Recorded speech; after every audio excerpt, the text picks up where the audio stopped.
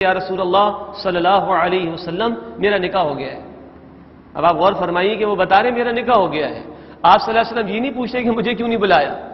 آج ہمارے یہ ٹرینڈ بھی ہے نا کہ بڑی اونچی شخصیت سے ہمیں نکاح پڑھانا ہے، بڑی عظیم شخصیت سے ہمیں نکاح پڑھوانا ہے۔ عبد الرحمن بن عوف کا نکاح ہو گیا رضی اللہ عنہ۔ اللہ کے رسول نے دیکھا کہ ان کے جسم پر، ان کے لباس پر کوئی خوشبو کے اثرات ہیں، پوچھا عبد الرحمن یہ کیا ہے؟ فرمایا کہ میرا نکاح ہو گیا۔ آپ نے کہا مبارک ہو۔ ہم میں سے کوئی ہوتا تو کیا کہتے؟ کارڈ بھی نہیں دیا، جھوٹے میں پوچھ ہی لیتے مجھے۔ یہ بتنگڑ ہے نہیں سنت میں، اللہ کے نبی کی زندگی میں ایشو بنایا نہیں گیا ہے۔ تو صحابی کھڑے ہوئے، یا رسول اللہ ولیمہ کرنا ہے۔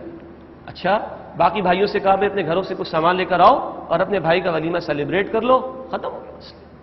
اور کبھی ایسا بھی ہوا کہ آپ صلی اللہ علیہ وسلم کا حضرت زینب سے نکاح ہوا رضی اللہ عنہا، اور وہاں بکری موجود تھی، بکری ذبح ہوئی، اس کا سالن تیار کیا گیا، وہ کھلایا گیا۔ ٹھیک ہے، حیثیت کے مطابق آدمی ضرور کرے، لیکن یہ نمود و نمائش کا باعث بن جائے، یہاں سے فتنہ شروع ہوتا ہے، یہاں سے فساد شروع ہوتا ہے۔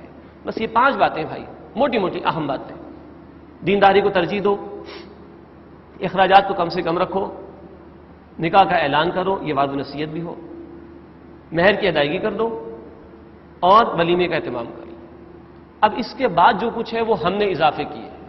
جہیز ایک لعنت ہے، بالکل صحیح جملہ ہے یہ، اس لیے کہ 1,20,00,000 سے زیادہ وہ لڑکیاں یا عورتیں گھروں پر بیٹھی ہوئی ہیں جن کے ماں باپ کے پاس جہیز کے لیے یا دیگر فضول رسومات کے لیے پیسہ نہیں ہے، تو ان کی بیٹیوں کی عمریں نکل چکی ہیں یا نکل رہی ہیں، تو لعنت نہیں تو اور کیا کریں؟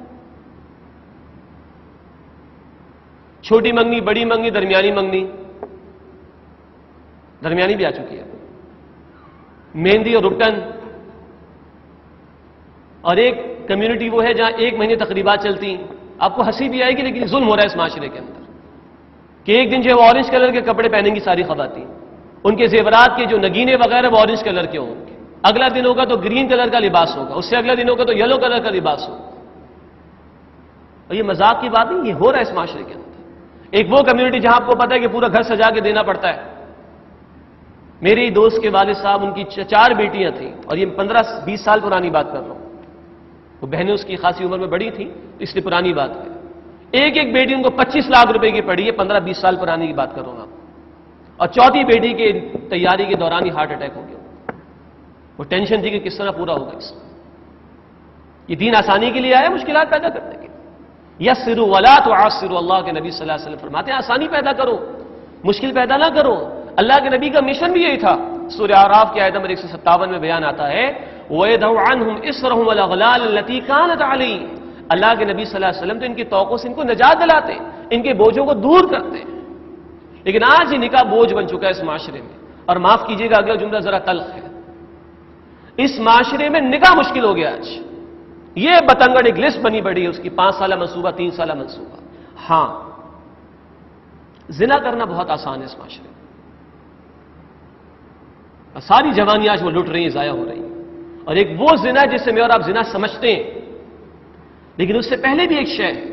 اللہ کے نبی صلی اللہ علیہ وسلم نے فرمایا کہ آنکھیں بھی زنا کرتی ہیں، کان بھی زنا کرتے ہیں، زبان بھی زنا کرتی، دل بھی زنا کرتا ہے، اور ہاتھ بھی زنا کرتا ہے، اور پیر بھی زنا کرتا ہے۔ یہ مسلم شریف کی روایت ہے۔ سمجھ سکتے ہیں میں کیا عرض کرنا چاہ رہا ہوں؟ اس حوالے سے یہ وقت آپ کا لیا جا رہا ہے۔ یہ ریکارڈنگ بھی جو لوگ کروا رہے ہیں، ایک جو فیملی ہے وہ اسی لیے کرا رہے ہیں، پہلے بھی انہوں نے کرائی، آج پھر کرا رہے ہیں کہ بھئی پہنچے تو صحیح لوگوں تک میسج، کوئی احساس سے زنا تو پیدا ہو کہ زندگی کا مقصد صرف نکاح کرنا ہی رہ گیا اور اسی کی تیاری رہ گیا۔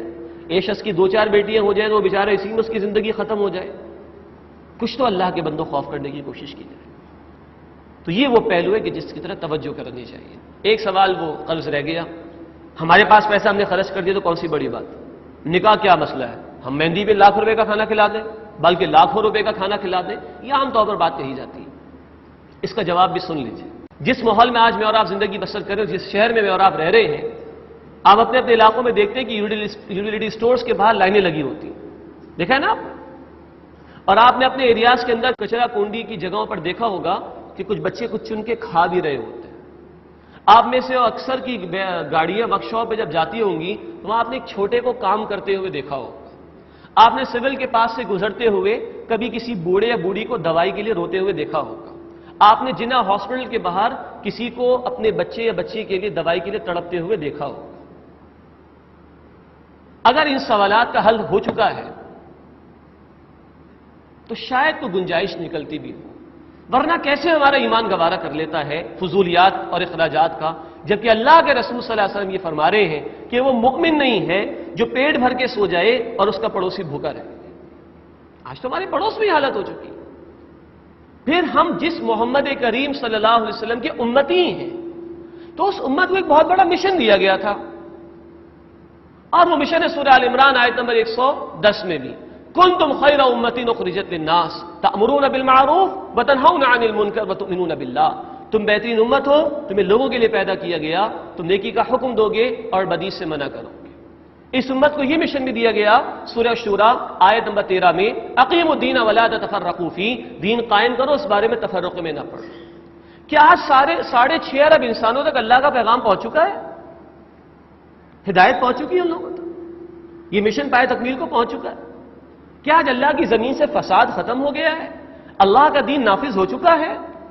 اگر نہیں اور یقیناً نہیں تو کیسے وقت ہے ہمارے پاس فضولیات کے لیے؟ کیسے روپیہ پیسہ ہمارے پاس ہے برباد کرنے کے لیے؟ سمجھ نہیں آتی۔ یہ ہے اس کا جواب، یہ بندوں کے حقوق اور اللہ کے دین کا حق۔ اتنا بڑا کام، اتنا بڑا مشن ہمارے سامنے ہو تو گنجائش بنتی نہیں ہے پھر فضولیات میں اپنے پیسے کو برباد کرنے کی، اس لیے کہ مال بھی اللہ کی نعمت ہے اور کل اس کا جواب بھی دینا ہے۔ حدیث جامع ترمذی کی، اللہ کے نبی صلی اللہ علیہ وسلم نے فرمایا کہ بندے کے قدم قیامت کے دن اس کی جگہ سے ہٹ نہیں سکیں گے جب تک کہ 5 سوالات کے جوابات وہ پیش نہ کر دے۔ نمبر 1، بتاؤ زندگی کہاں لگائی؟ نمبر 2، بتاؤ جوانی کہاں کھپائی؟ نمبر 3، بتاؤ مال کہاں سے کمایا؟ نمبر 4، بتاؤ مال کہاں خرچ کیا؟ جواب دینا ہے۔ وی آر ناٹ فری، آزاد نہیں، پابند ہے۔ مال کہاں سے کمایا، مال کہاں خرچ کیا، اور نمبر 5 جو علم حاصل کیا اس پر کتنا عمل کیا۔ یہ تھی چند گزارشات جو میں آپ کے سامنے رکھنا چاہ رہا تھا۔ اللہ تعالیٰ سے میں دعا کرتا ہوں کہ اللہ ہم سب کو ان باتوں کی سمجھ عطا فرمائے، تمام فضولیات سے، خلاف شریعت امور سے اللہ ہمیں محفوظ رکھے، اور پھر وہ شادی بیاہ کے موقع پر جو گناہوں کے دھندے ہیں، وہ گانے باجے اور یہ ساری کی ساری چیزیں، اللہ ان سے ہمیں محفوظ رکھے، تاکہ نکاح کی جو مسنون طریقے پر ہو، جو برکات ہیں، وہ برکات اللہ سبحانہ و تعالی ہمیں عطا کر سکے۔ 1-2 باتوں کی وضاحت ہے، پھر انشاءاللہ ایجاب و قبول، اور اس کے بعد ہم دعا کریں گے۔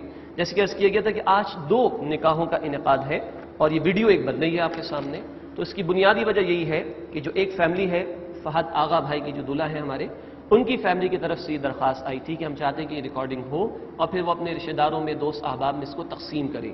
تو یہ ایک فیملی کی طرف سے تھا تاکہ یہ گزارشات ریکارڈ ہو جائیں اور اس کو آگے بھی بڑھانے کی کوشش کی جا سکے۔ یہ تھوڑی سی وضاحت تھی جو میں چاہ رہا تھا کہ آپ کے سامنے ہو جائے۔ اب انشاءاللہ ایجاب و قبول ہے، اس کے بعد ہم دعا کا سلسلہ کریں گے۔